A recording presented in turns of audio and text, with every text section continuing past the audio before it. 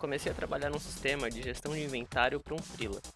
Só que dessa vez eu decidi gravar todo o processo, desde o planejamento até o lançamento do sistema em produção. Vem comigo e vamos ver como eu criei um sistema web inteiro do zero à produção. Primeiro, eu defini alguns pré-requisitos importantes para esse projeto. Para começar, o projeto deve ser simples e ter um escopo bem definido. Assim, eu evito aquela minha mania chata de ir aumentando as funcionalidades só porque eu achei legal. Depois, ele vai ser desenvolvido usando metodologia ágil. Dessa forma, eu vou tentar otimizar o tempo de desenvolvimento máximo que eu conseguir e entregar o produto final mais rápido também. Afinal, quanto antes eu entregar, antes eu recebo, né? E por último, eu vou aplicar as boas práticas de desenvolvimento de softwares, como código limpo, arquitetura limpa e essas coisas. Afinal, eu também quero aprender e praticar com esse projeto. Então, vamos lá.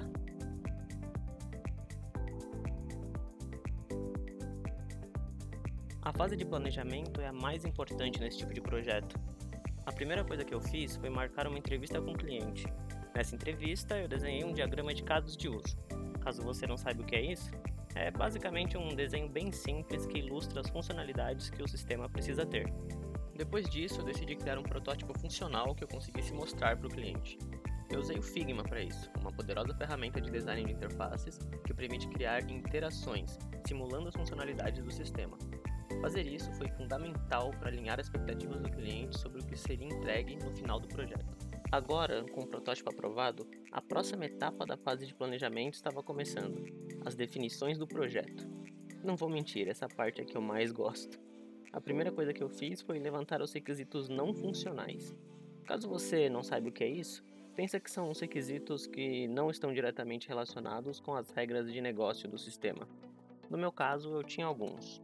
O cliente não queria nenhum servidor que fosse pago em dólar, e eu não o culpo, já que um dólar vale mais ou menos uns R$ 89 hoje em dia. Nesse caso, vamos considerar que ele deseja uma hospedagem que não custe um rim. Outra questão que ele levantou é que os aparelhos que vão acessar o sistema serão diversos, desde tablet, celular, computador e tudo mais. Então o sistema precisa ser responsivo, ou seja, funcionar bem em qualquer dispositivo. Ele emite diversos relatórios com muitos itens e deseja que os relatórios sejam emitidos em um tempo hábil de no máximo 5 segundos, além de suportar simultaneamente até 100 usuários ativos sem perda de desempenho, ou seja, desempenho. Alguns itens possuem informações sensíveis, como documentos e notas fiscais. Então, outro requisito importante é a segurança.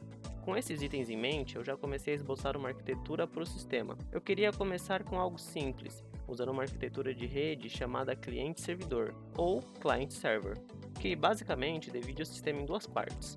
Uma delas é executada no aparelho do usuário, ou seja, no lado do cliente, e a outra é executada no lado do servidor.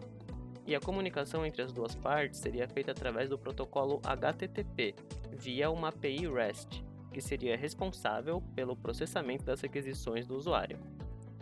Ok, caso você não seja da área de TI e tenha ficado até com dor de cabeça com esse monte de termos, fica calmo que eu vou explicar. Imagina o seguinte: você instalou um aplicativo no seu celular. Pode ser qualquer aplicativo, como Facebook, Instagram ou até um jogo que você gosta. Esse aplicativo que você instalou é o que chamamos de lado do cliente, pois ele está sendo executado no seu celular. Mas, como a maioria dos aplicativos que acessam a internet, alguns dados não ficam salvos no seu aparelho. Eles são enviados para outro lugar. Esse lugar é o servidor. Só que para que esses dados consigam sair do seu celular e chegar até o servidor, eles precisam conversar. E essa conversa é feita pela internet. Existem várias formas de enviar dados pela internet, e uma das mais comuns é através de um protocolo que a gente chama de Hypertext Transfer Protocol, ou simplesmente HTTP. Até aqui tranquilo de entender, né? Certo, com isso em mente, falta só um detalhe. Não basta o cliente e o servidor souberem se comunicar, eles precisam falar o mesmo idioma. Para isso, criamos uma outra camada nesse sistema, que é a API. Mas o que a API faz exatamente? Bom, ela basicamente estabelece algumas maneiras bem específicas que o cliente pode se comunicar com o servidor, através do que chamamos de requisições, como se fossem alguns comandos.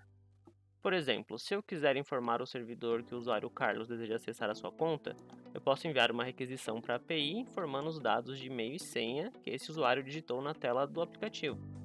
e a API nos responderia informando se o login foi realizado com sucesso ou se aconteceu algum erro, como por exemplo a senha estar incorreta. Bom, era uma arquitetura igual a essa que eu imaginei. Depois disso, eu precisava pensar em algumas outras coisas, como as tecnologias que eu ia usar, e não foi muito difícil escolher. Pro lado do cliente, eu queria usar um framework chamado Angular, que é muito versátil e poderoso para criar aplicações web, desde as mais simples até as mais complexas. E o motivo da minha escolha? Eu só queria aprender a usar o Angular mesmo.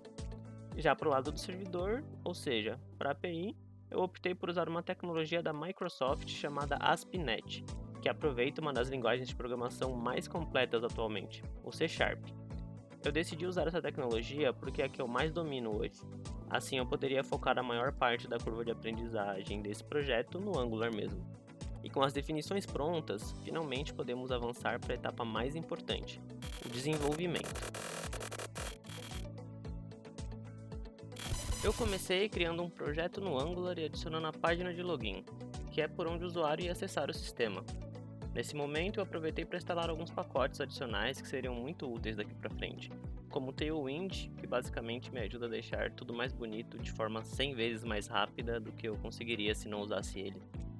Assim eu consegui terminar a página de login bem rápido até, e partir para a página inicial. Uma coisa interessante do Angular é que ele funciona em cima de um conceito de componentes, que permite que eu trabalhe em pedaços da página de forma isolada, e depois junte tudo como se fosse uma coisa só. Olhando para o protótipo, eu percebi que alguns elementos aparecem várias vezes em outras telas, como o cabeçalho e o menu principal, por exemplo. Então eu decidi separar o cabeçalho em um componente e o menu em outro componente, para só depois começar a trabalhar no corpo das páginas.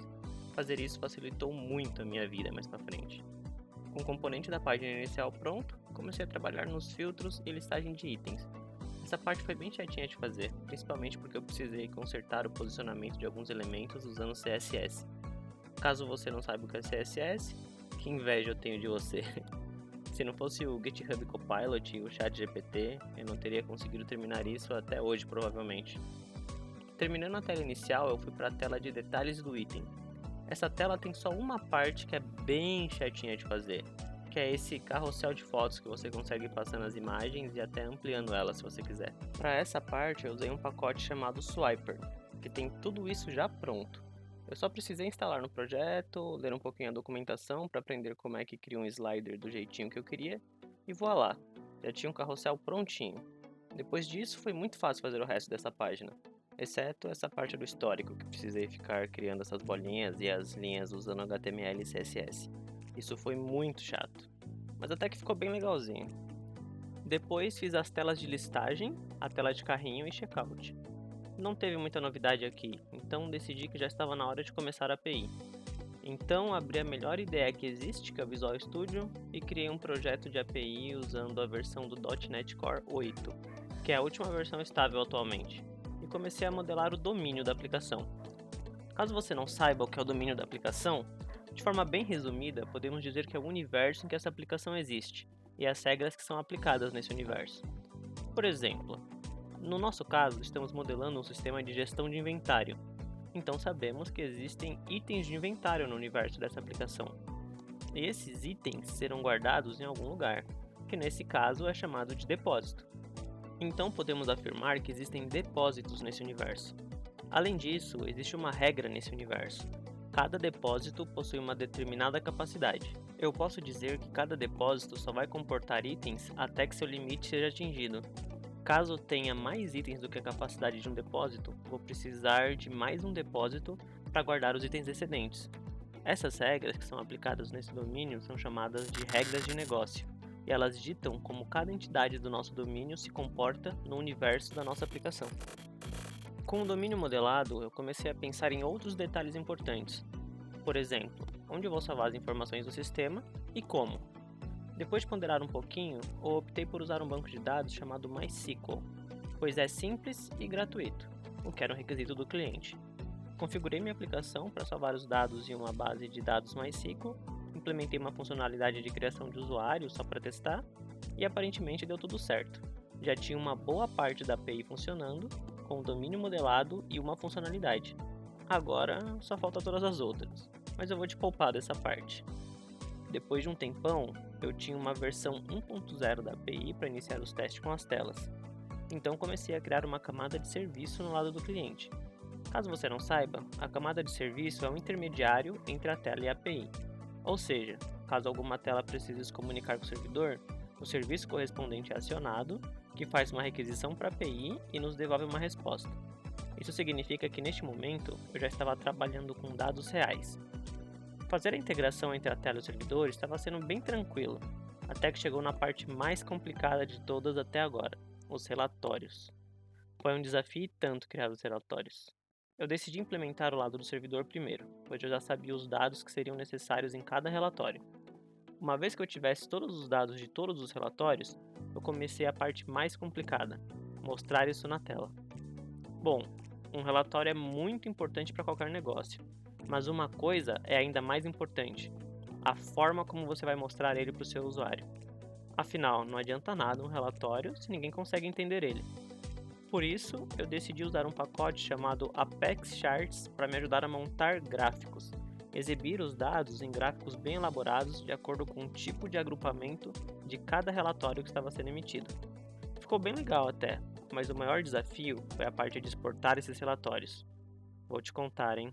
Eu devo ter ficado mais tempo nessa parte do que em todo o resto do sistema. O cliente queria exportar os relatórios em 3 tipos de arquivos: PDF, CSV e Excel. O CSV foi o mais fácil de todos, pois eu só usei um pacote chamado FileSaver para montar o arquivo e salvar ele no dispositivo do usuário. O problema mesmo estava nos outros 2 formatos, PDF e Excel.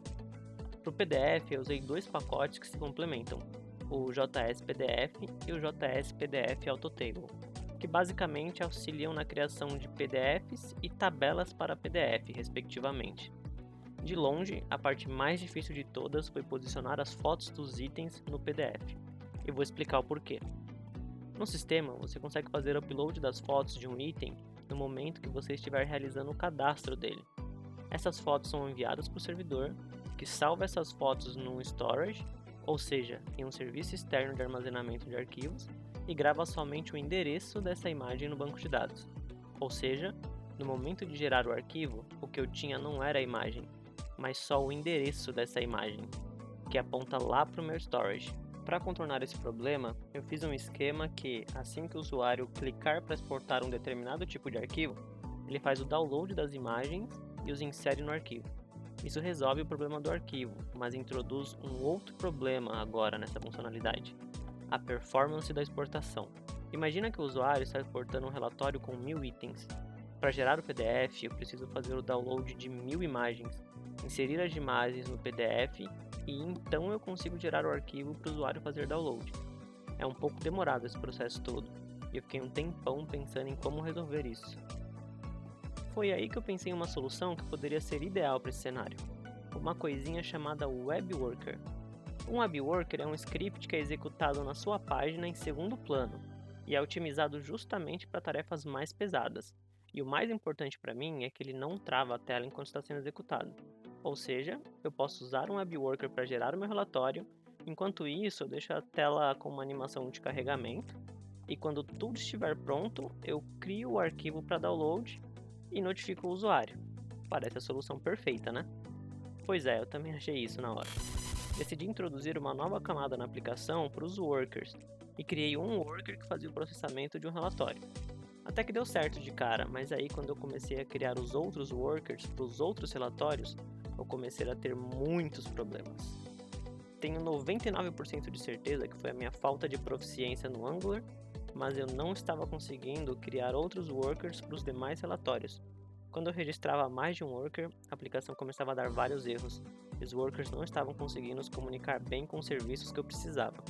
Depois de muitas horas pesquisando, eu descobri que os workers, mesmo que eu consiga criar eles facilmente no Angular, usando até um comando que o próprio Angular disponibiliza, ele não coexiste com toda a minha aplicação.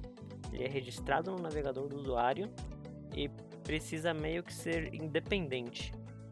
Para um desenvolvedor Angular mais sênior, isso pode não ser um problema, mas do jeito que eu fiz a arquitetura da aplicação, eu teria que refazer uma grande parte da minha camada de serviços para os meus workers conseguirem existir de forma independente deles. Eu, sem querer, acoplei demais o meu código. E eu até sabia como desacoplar e fazer uma camada mais genérica que poderia ser reaproveitada, tanto pelos serviços quanto pelos workers. Mas foi aí que eu decidi usar uma outra abordagem, deixar esse trabalho todo para o back-end, ou seja, remover essa parte de criar os arquivos e terceirizar isso tudo para minha API.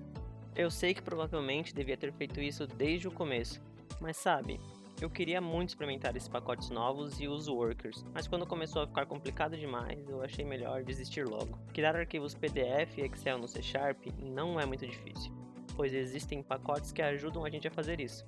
Eu instalei 2 pacotes na minha API, o EpiPlus para criar arquivos Excel e o Rotativa para criar PDFs. Li um pouco da documentação desses pacotes e criei um endpoint só para gerar arquivos. Essa solução funcionou super bem, e agora eu já tinha a funcionalidade de exportação de arquivos para os relatórios. Como a parte mais difícil estava feita, o restante foram alguns ajustes mais finos, como dar um tapa no posicionamento de alguns componentes, ajustar o responsivo da aplicação e colocar umas animações e alertas mais amigáveis. O sistema estava quase pronto, faltava só uma etapa: subir o sistema no servidor.